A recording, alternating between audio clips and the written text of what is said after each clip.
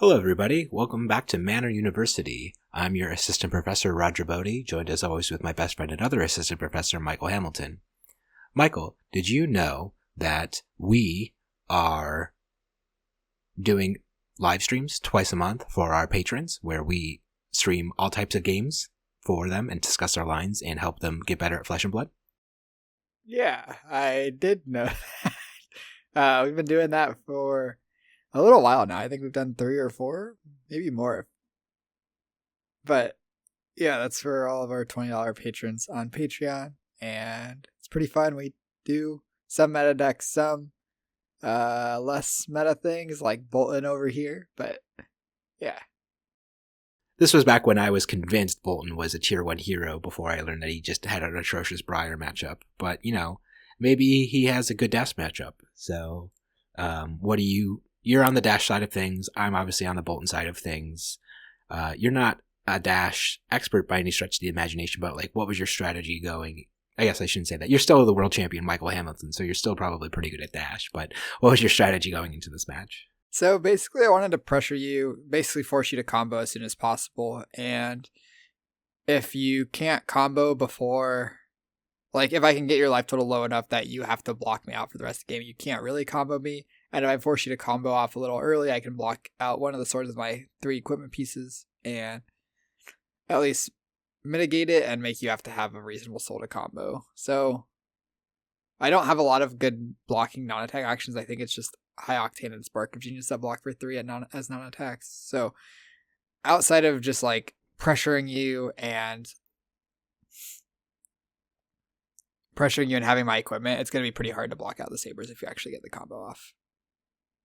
Yeah, and in my opinion, Boltyn has a pretty good dash matchup overall. There's not a lot of super relevant on hits that are going to disrupt you in major ways. You don't have to worry about cards like Command and Conquer or Snatches, drawing them a bunch of extra cards. It's mostly just a bunch of efficient raw damage, and thankfully Boltyn is good at blocking very well. You have 1 card that doesn't block at all in the deck, and aside from that, every single card that I'm playing in this current list blocks for 3 or more. So I'm always going to be able to block pretty efficiently. So I'm representing the dual win conditions of either combo or fatigue, whichever kind of just lines up more naturally based on how the gameplay flows. So Michael is on the play and is going to start by doing what Dash does by putting a bunch of Steam counters right on the items. Yeah, so I have a pretty ideal opener here with, outside of getting an item down, I guess that's the most ideal, is playing a Teklo Core or a Teklo Pounder. But here we get to load both weapons. We get an Arsenal, a Toa Fiendal, and we have a High Octane to go with a Toa Fiendal on the following turn. So that's an opener I'm pretty happy with. So my opener is pretty good. Unfortunately, Michael didn't attack with us. Ideally, if your opponent ever attacks with you, Soul Shield on turn 0 is really good just because you get that card in your soul immediately, even though you're not taking the first actual turn of the game. So instead, what we're going to do is we're going to come in with Red Take Flight and charge the Soul Shield. And we're pretty fortunate that we already have a combo piece. It can get a little clunky where if we see a bunch of combo pieces early and we're not able to use them effectively, because ideally you need to have Spirit in play or around 4 cards in Soul in order to avoid having your combo just shut down on most turns. We're getting our first card here, but we still have a long ways to go before we're actually ready to combo. Would you ever consider pitching the Lumina here and arsenaling the Soul Shield instead if you're worried about having enough cards in Soul to combo? No, I value seeing at least the first combo piece, and that might be different if I know you're on cards like Command and Conquer or have good ways to disrupt me or a bunch of big attacks that or playing a deck like Boltyn or not Boltyn, playing a deck like Bravo or Oldheim where it's going to be harder to block their dominator effects, so I'll want the defense reaction. Since this is just pretty much a straight race, in my opinion, and the sooner I can, set up the combo, the better, it's more likely that I'll draw more charge pieces early than I will more combo pieces. It's either I think now it's 31 cards out of my deck versus 5 remaining combo pieces. So it would be pretty unlucky to just kind of clog up on combo pieces from the next few turn cycles. So here, from the dash side, my hand is going to both present a hopefully good amount of damage if we can draw 2 boost cards off of this High Octane plus Tome. So we're drawing 3 cards and we're hoping to hit at least 2 boost cards so we can cast this maximum velocity. And there's one. Unfortunately, it's another blue. But it is a boost card. Not the ideal boost cards, but still good boost cards. So these little 2 powered attacks plus pistol are actually kind of annoying to block when your deck's good at blocking like Boltyn, because you're not getting the full value out of your blocks. Obviously, if your opponent's attacking for 2 and you're blocking for 3, you're not realizing the full number that's printed on your card, and that's just not really what you want to be doing. So I'm going to let this first 0 to 60 slide and hope to get better block value down the line, especially with the defense reaction like Sink Below in my hand. I'm just more inclined to wait for more pressing or better opportunities to block on this turn. And when I lead on High Octane, I'm probably shooting the pistol at least a couple times this turn. So if you really want to block for 2 with your card, you'll have plenty of opportunities to do so. Oh, look at that. A bunch of red boost cards. How lucky. That's ideal. We'd rather have like zipper hits or something, just like slightly more damage, but can't complain too much when you just draw red attacks. And importantly, Pulse Wave Harpoons, like what you really want to be seeing when I'm threatening to go off or starting to combo. I'm not in a position to combo here, so these Pulse Wave Harpoons aren't going to be doing kind of like their main job in this matchup at the moment. They're just kind of mostly casting them as just boost cards for this turn cycle for your maximum velocity. Yeah, they're basically yellow zipper hits here, so 1 cost 4 power.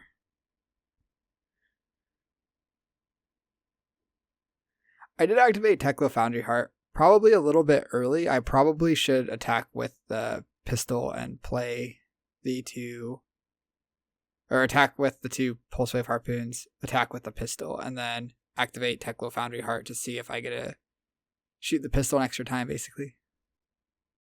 That makes sense.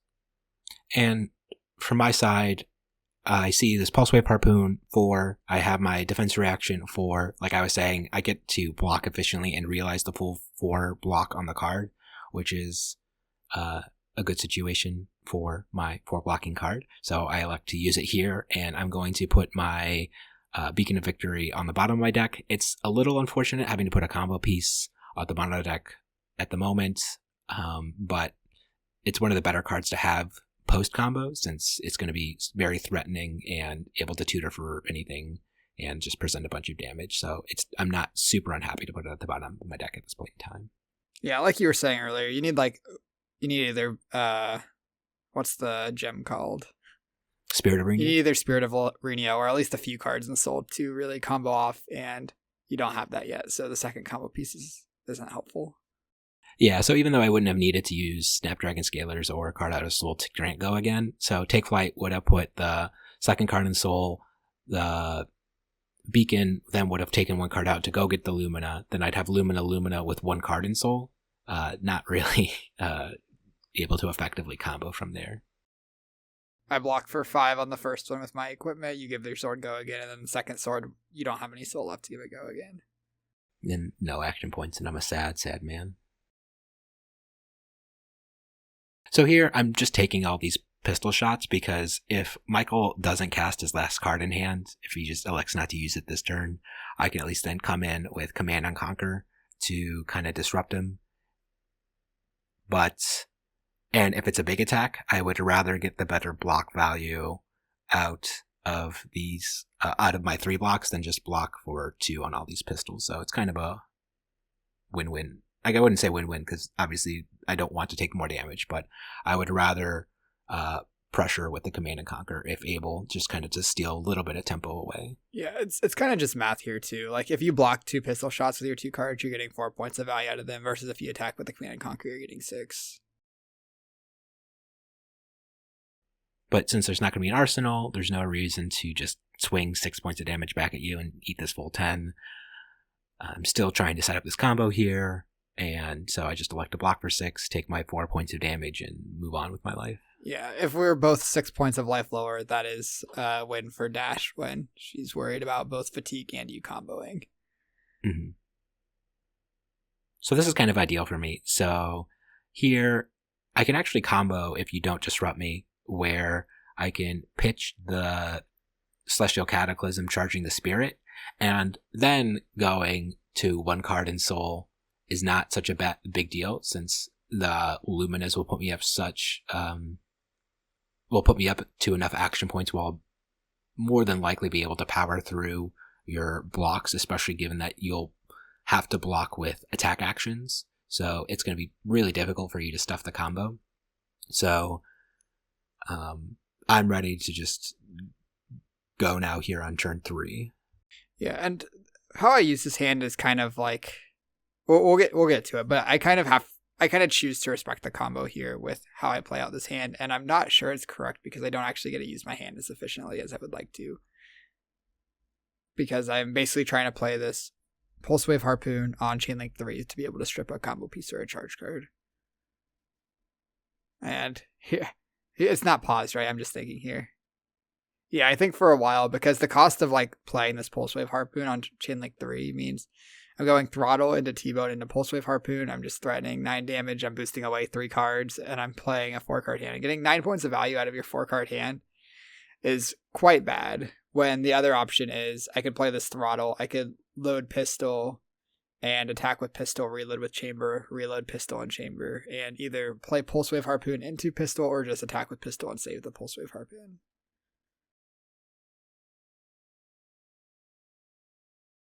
So here, I'm like, we're doing it. We get value out of Gallantry Gold to 1 block this T-Bone, and then my heart sinks. That's the Pulse Wave Harpoon, 3 boosts.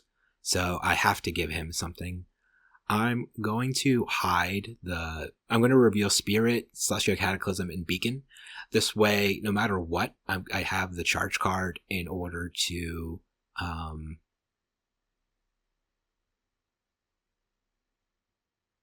charge the Spirit and then come in with the Saber as the next thing. If he forces me to block, like with Celestial Cataclysm or Beacon, they're pretty good cards I'd prefer to have in my deck still, obviously, but it's not the end of the world. It's just annoying that now I have 2 combo pieces at the bottom of my deck.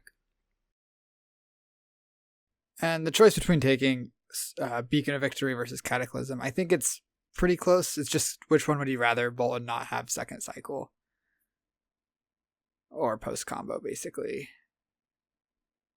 And here, when you play the Take Flight, I see that the Pulse Wave Harpoon did prevent me from getting comboed this turn. Though, if I didn't have to respect the combo, I could have threatened a lot more damage with that hand. So it's kind of unfortunate. 8 damage plus an arsenal or 12 damage. Yeah. And now I'm still feeling okay. I know you're out of Pulse Wave Harpoons. I know you're not going to really have a lot more disruption as long as I don't block with Courage of Blade Hold and just let you blow it up with T-Bone. So as long as I don't block incorrectly and let you get it with like a Magnetic Shockwave or T-Bones or something like that, I still have like 8% of my deck is combo pieces, 4 out of 46. So it's not unreasonable for me to see the second combo piece in a charge card sometime soon, but we'll have to see what happens. Mm-hmm. And back on your previous turn, I think you might have actually missed a Saber attack there. Because you pitched a yellow to play Take Flight, charge the Spirit of Irina, and it doesn't look like you attacked me with a sword afterwards with your 1 floating. Oh, I didn't. Punt. Small things, but yeah, you missed out on 2 damage there because of that. I hope that 2 damage doesn't come back to bite me, spoilers. And here I'm just playing out my hand as efficiently as possible, just attacking with some things. I choose to Arsenal the... Wait. Oh, I also punted here. I had 1 resource loading and I didn't load my induction chamber before passing. Yeah, I will say, we're live streaming while we're playing these games, so we're trying to read chat, interact with people, explain our lines. It's also very late at night when we're doing these. They're 7 p.m. So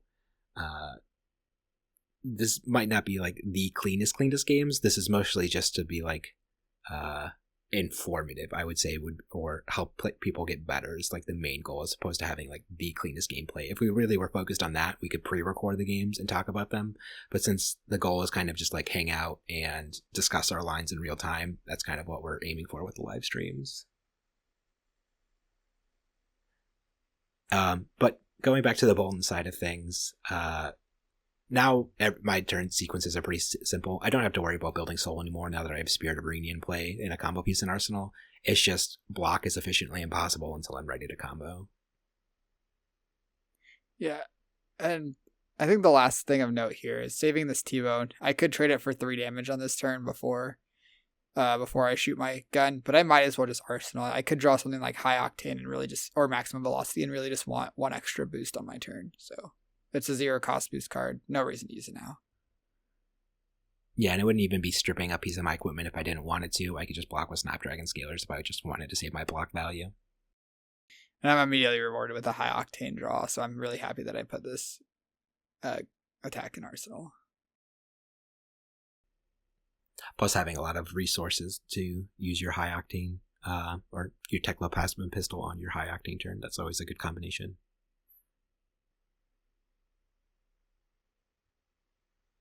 The Scallon Gold is going to get so small. It's a good thing you don't get like negative value from blocking from negative for equipment. Gallantry Gold is just going to rack up those battle worn counters real fast here. So I'm going to leak a bunch of damage here, and I'm starting to feel kind of uncomfortable in my seat now. I'm getting to be at that 20 life total threshold. Michael's still at 35, and the combo deals 30 damage. So even with most charge cards in my deck, I wouldn't actually be presenting lethal. So I could just do my whole thing, and if I'm low enough and just go up to like 12 life or something like that, Michael could still just kind of just ignore the combo and just kill me on a crackback. So I'm definitely feeling the pressure and keeping a eye on Michael's deck to see like how reasonable this fatigue game plan is actually going to wind up being here.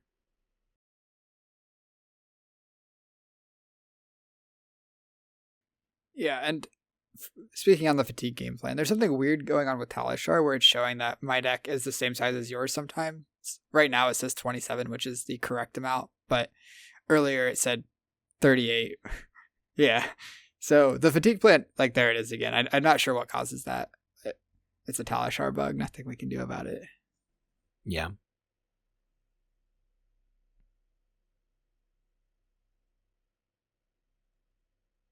So here activating. So here I'm just kind of committing to the fatigue plan. I'm below 20, and so I just block with Courage of Blade Holds. I could just get it sniped here on future turn cycles, but at this point I'm just trying to preserve as much life as possible, and if I just get the third block value out of it to preserve 1 life, I'm not super unhappy. It's just a question of surviving at this point, or at least maintaining enough of a life cushion total that once I'm ready to combo, I can afford to take some damage in order to actually keep cards in my hand to combo.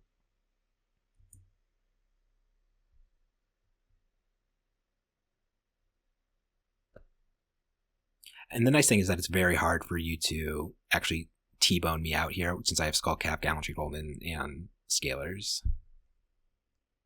Yeah, it's quite difficult.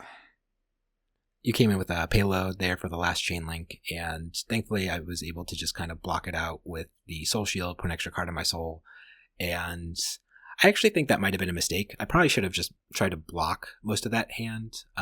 It was a little bit awkward since I wasn't really able to get the full value of block since you were attacking me with things like blue, T-bone, and things like that. I was just, so I just was kind of saving my block for potentially bigger threats, but you just never presented them that turn cycle. That life could matter a lot, and me attacking you with this Red Engulfing Light and St. Below really isn't accomplishing a whole lot, so there's probably a good argument that I should have just bit the bullet at some point on that turn cycle and just blocked. And on the other side of things, you pivoting to this fatigue plan, if I had realized that sooner, I think attacking with the blue the blue T-bone and boosting it. That's giving up 2 cards for 1 damage, 2 cards in deck for 1 damage. It's not really a trade I want to be making.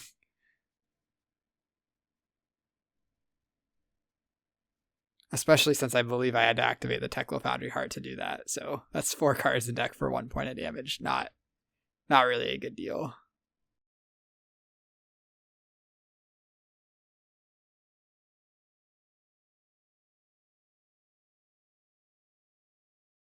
What this Engulfing Light is doing, though, is that, like, it's putting the extra card in my soul, but I'm getting you closer to that 30 life total range where my combo is going to be presenting lethal and forcing you to block at some point.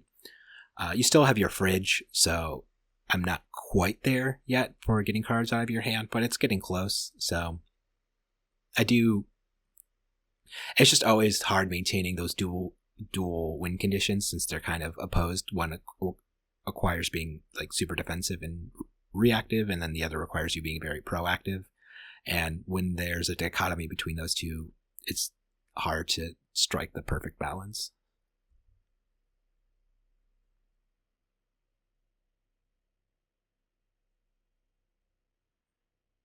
Because here you can see me even just happy to block with cards like Enlightened Strike, and normally, according to Michael Hamilton's school of good value, blocking with an E-Strike with like that hand is pretty bad because I could obviously present way higher numbers than just raw numbers by attacking with that hand than I am able to do with blocking it. But that's just not what either of my game plans are about at this point in time. I'm either trying to fatigue or set up this very specific game state. And when you're looking at the game from that perspective, you just kind of have to put aside just raw value on cards and just enact the strategies that you're actually trying to achieve in the game. Yeah, you said it's significantly worse, but E-Strike is a 2-card 7, and if you're able to block with 2 cards for 6, then you're only losing out on 1 point of damage for a strategy that fits, or a game plan that fits your current strategy a lot better. I guess if you end up blocking for 2 with this last card instead of 3, you're giving up 2 points of value, but it's not like you shouldn't give up 2 points of value without a good reason, but I'd say that if it's like your game plan is to do this specific thing instead of something else, then that makes sense to give up 2 points of value for. If it was something like you could block for 1 point or attack with your E-Strike for 7, I would say you probably should be swinging for 7 because it's so much value to give up, even if it's like not coherent to your game plan. That 7 points of life is probably going to be worth more than, like, dealing 7 damage is probably going to be worth more than 1 extra point of life. That makes sense. So here, turn 8, still haven't seen any more Luminas, still have those 2 beacons somewhere in the middle of my deck now. At 16 life, it's definitely starting to feel the heat, and I'm definitely leaning more towards the fatigue plan. Michael assuredly does not have 31 cards in his deck at this point in time, as we're seeing the real number is actually 14, and he is going to have to boost some number of more away at this point in order to like keep pressuring me. So yeah.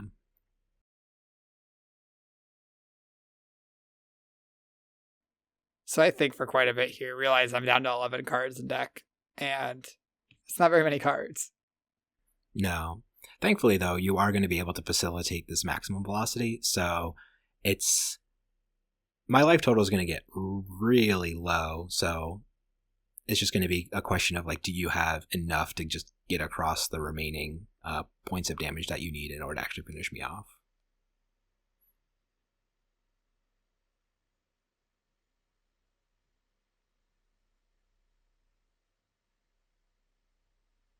And here I make kind of a heads up play. I block the high speed impact. It's bad value, but if your last card is maximum velocity there, if it had dominate, I wouldn't have been able to block with both my cards for the full points of value anyways. So I was just kind of forced to take a below rate block there, as opposed to just getting the full block value from the maximum velocity. Yeah, I think you might need to read high speed impact in additional time. Oh, is it the next card you boost? It is the next card you boost. Oh, then I make a really bad play not knowing how cards work, but that's that was my reasoning for it. Yeah. So here I activate Teklo Foundry Heart to get 1 extra attack in with the pistol before I play maximum velocity. I'm trading 2 cards in deck for 2 points of damage, which I think is a trade that I usually am okay making. since it's 2 damage, it's like not just going to get blocked out or anything. It's definitely coming through. So Why don't we do the classic Manor University pause? Who's ahead here, Michael? I think at this point the game's pretty close. The fact that I've boosted away so many of my reds and my deck is almost all blues, maybe all blues except a yellow Spark of Genius at this point, means it might be hard to get over this finish line. But I do have you down to 5. It's going to be pretty difficult for you to combo me at this point. You probably can't keep enough cards to do that. So I would say it's still pretty close. I think deterministically, you could probably be like, yeah, Dash is going to get fatigued here, or Dash is going to have enough fuel to actually fatigue the Boltyn here, which it would be something that you could probably know, but it's pretty hard to know without being, I guess, like, we know the results, we know what happens. But yeah, I would say it's pretty close at this point. Yeah, it's just when you're on the Boltyn side of things, when you're just looking at your 5 life, you're just like, I do not feel comfortable in this game at all. So I think when you're enacting this fatigue game plan, the game can feel significantly different than like it actually winds up being. And that's why reviews are like this kind of help you put better context into your games, because, you know, a lot of the time when you feel at 5 life, you just know you're never going to be able to keep a 4-card hand for the rest of the game. It just is really uncomfortable. But when you stop and think about it like this, like, I don't need to be as uncomfortable maybe as I was feeling at the time.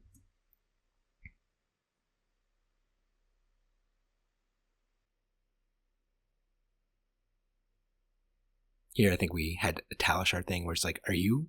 I'm waiting on you? No, I'm waiting on you. Oh, well, let me refresh the page real quick, because there's no reason for me to tank on you loading the Teklo Plasma Pistol. Just Talishar things with your 27 cards in deck now. How lucky. I do really appreciate Talishar being a convenient way to test, but it does have its problems. Oh, for sure. But overall, definitely a net positive. So here, I loaded the pistol and then realized I wouldn't actually have enough resources to go throttle into Magmatic Shockwave, so you let me take back the whole turn, and we... Yeah, I'm a nice guy like that. And activating Teklo Founder Hard's obviously not something you're interested in doing at this point in time. Yeah, I could get the 1 resource, but the counter on my gun isn't really going to be worth anything. I'm going to be blue flooded, so I will have no issues refilling the gun on my following turn. So giving up 2 cards in deck to put a counter on the gun, not something I want to do at this point. Yeah.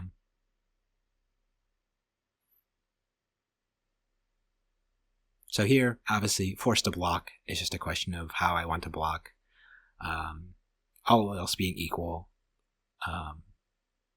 I think my game plan is just going to come in with the mighty blue Bolt of Courage, charging Soul Shield, and probably try to baby combo here, just gain some life back, and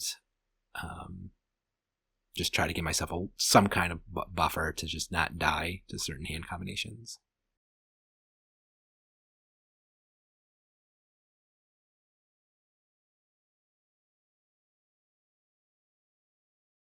And you can kind of see here, Skullcap being able to block multiple times. I guess this Magmatic Shockwave would only take 2 equipment still, but Skullcap does kind of give you a lot of insurance against it. Whereas I could, if you didn't have Skullcap, maybe I could set up a T-Bone into Magmatic Shockwave hand to finish off your Courage of Blade Hold. Yeah, I think Skullcap is pretty underrated at the moment. People definitely... not to say that Crown of Providence is not an amazing card, but if your deck can facilitate it, if you have like an extra flex slot, I would maybe recommend looking into Skullcap. It definitely has a lot of advantages into certain matchups. Like, I think it's actually one of the best headpieces into Icelander, just at the end of the game, if you're behind in that tempo race slightly, so having that AB3, and then also having the ability to block the physical attacks as well pretty nicely.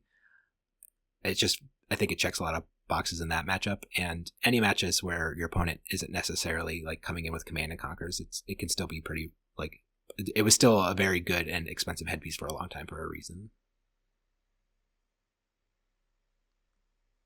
So here we come in with the mighty blue Bolt of Courage, threatening to take Michael down to 35 and draw a card. Yeah, so the important thing is this card drawn off of it threatens Gallantry Gold, which means that since you crack Courage of Blade Hold, I know you're intending to combo me this turn. The Gallantry Gold activation is going to be worth 4 points of damage through 1 Lumina, so blocking this Bolt of Courage is going to save me 4 extra life. Yeah, I don't know. And then I punt here. There's no reason to activate Snapdragon Scalers here. I have 1,000,000 cards in Soul. And you're not going to block out my combo anyways. I just waste the value of Snapdragon Scalers here. So that's a pretty big mistake.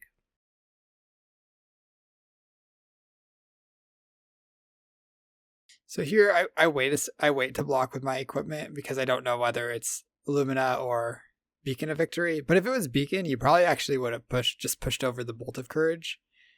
Yeah. So I don't actually think there's a lot of value in waiting. Yeah. But that was why I kind of just waited to the second sword to block.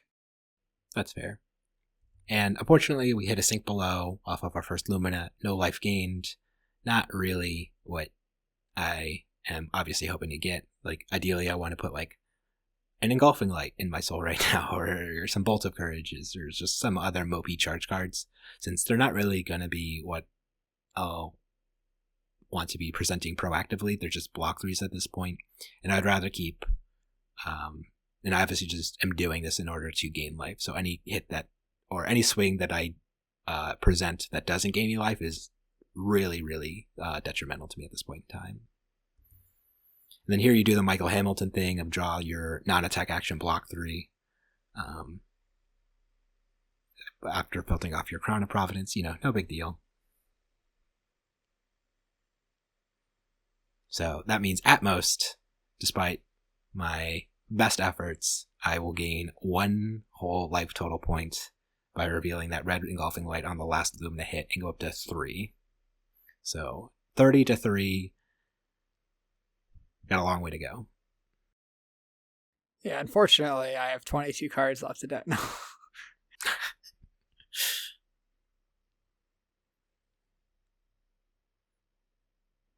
3 cards. That's a lot less than.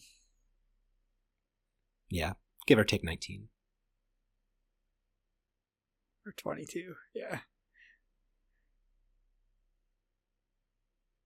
I could do math.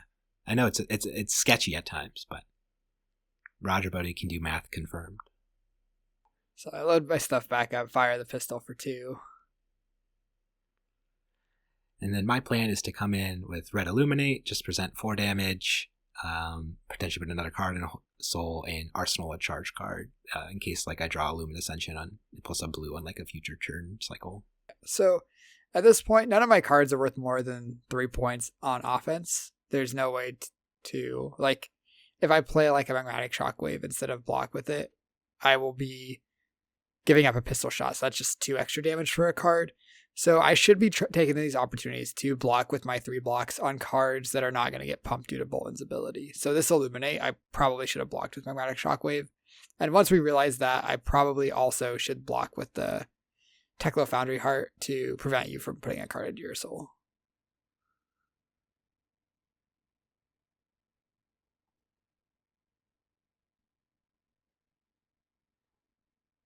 And at this point, I have no way to force damage through. I have to attempt to fatigue you now by just firing my pistol over and over again and taxing 2 cards each turn. Yeah, importantly, as we see, my deck is getting quite thin at this point as well, down to 18 cards in deck.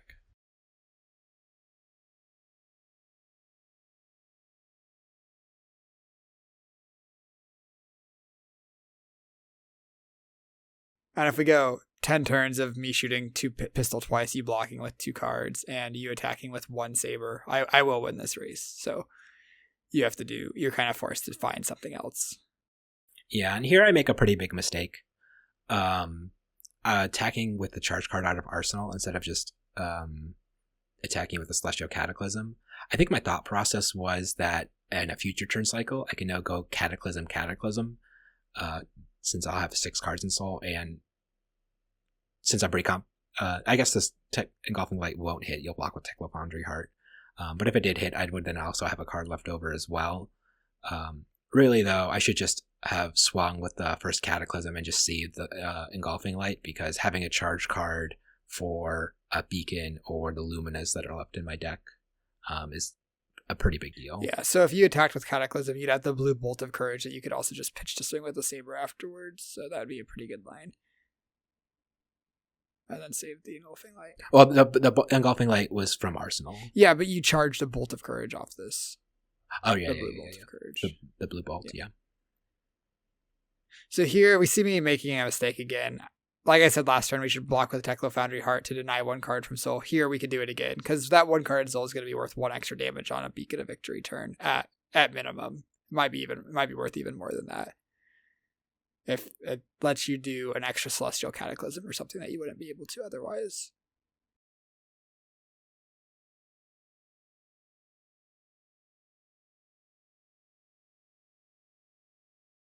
And here we're seeing the issue of not being able to keep a lot of cards in hand.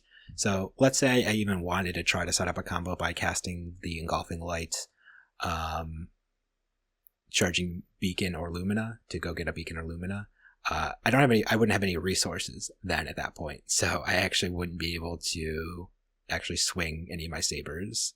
But if my arsenal was still an Engulfing Light, I would be able to do that, because I would still be able to charge one of those two and then still at least swing 3 sabers with the blue Engulfing Light in my hand still. Here, my turns are basically all going to be the same, except for some small blocking mistakes I made earlier. I'm just going to be shooting the pistol for 2 and twice each turn. Yeah, your game plan's very straightforward from here. It's really incumbent on me to find some way to claw back into this game and find a way to win. So I wind up blocking with the blue Engulfing Light. I'm just going to come in with the Celestial Cataclysm and then come in with a Sword Swing, take my 9 points of damage, and then arsenal my cards in order to try to combo on a future turn cycle. Yeah, and it's this point where I realize my cards aren't going to be worth more than 3 by playing them offensively, and I just go ahead and block this with 2 cards. Since it won't get buffed from Boltyn's passive, it's an opportune time to block this. Or to block with my cards and just cash them out for 3 life each.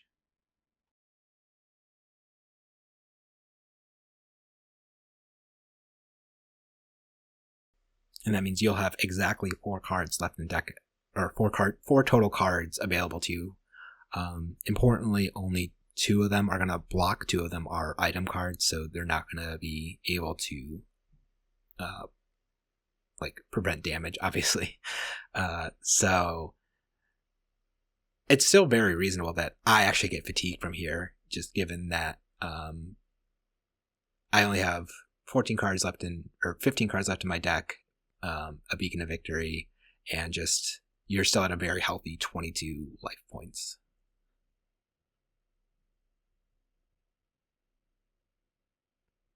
And I know that there's still some number of generics left in my deck, so even once I do play this Lumen Ascension or Beacon of Victory, it's not guaranteed that I'll even gain life off of each of my Sword Swings from here on out.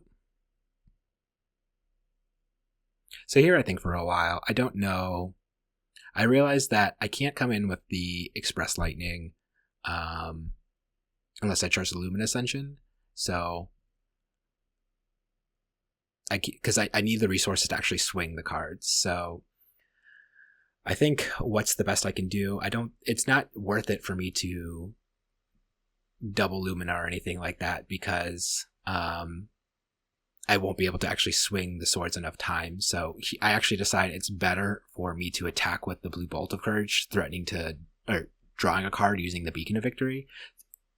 If I do draw another blue, I could crack Gallantry Gold and then swing all my sabers to just present the most amount of damage possible. I don't know if that would be right, because I might actually want to save Gallantry Gold for future turn cycles, but I guess it's all the same thing. I'm getting the same damage out of it either way, so it doesn't really matter all that much at this point in time. There is some value in saving the Gallantry Gold, because it does give your swords go again, or give you the ability to give your swords go again with cards from Soul with Boltyn's ability. Yeah, but it's still presenting the same amount of damage at that point then, right? It's still just +1. Well, so if you cash it in on a random turn, or a Lumina, I guess if you cash it in now with Lumina, then you're getting 4 damage out of it. And if you cash it in later, you get 4 damage. You can get 4 damage and potentially an action point out of it. That's fair. At the cost of multiple cards in Soul, though. 2 cards in Soul, so maybe that's just better to take it now, or take it here if you had the extra resource. but I draw a red, so I don't have that option. And then here, I don't know if this is 100% right. So once I'm done with all my sabers, I'd banish all my good cards, Beacon Victory, Celestial Cataclysm, as you do as Boltyn on your Lumina turns. Instead of attacking with the last saber and pitching, I actually am going to attack with the Engulfing Light.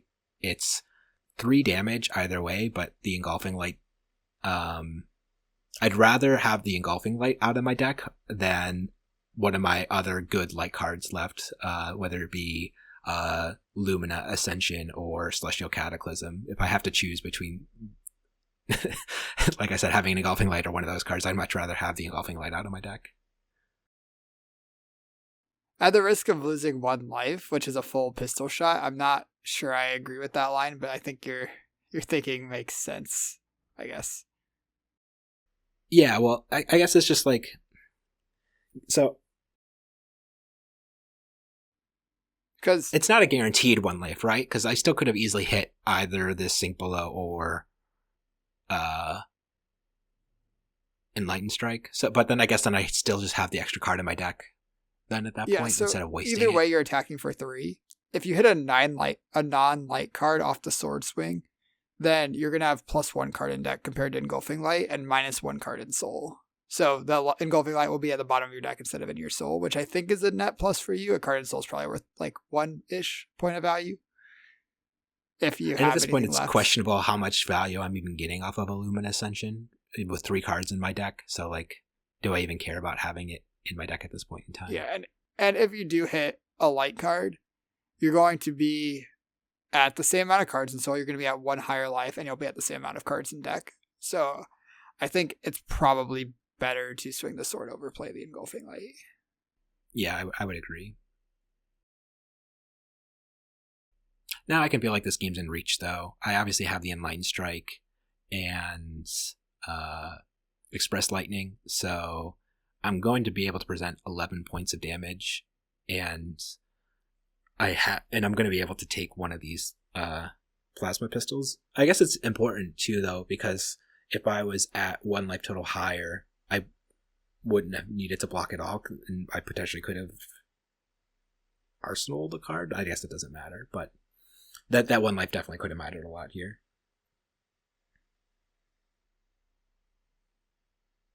So thankfully, Boltyn's Go Again ability does not require you to charge for the turn. Just any attack that's buffed, you can just remove a card in your soul to give a Go Again.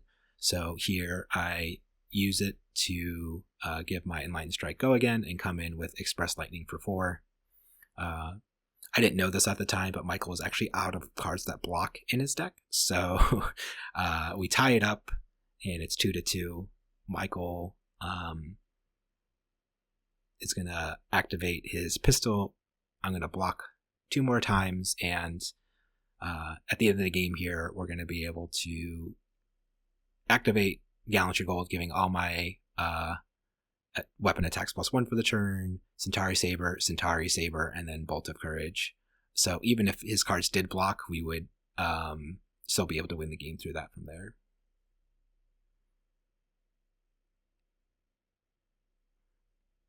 And as we can see, Boltyn favored a dash. Matchup's not close. Easiest game of my life.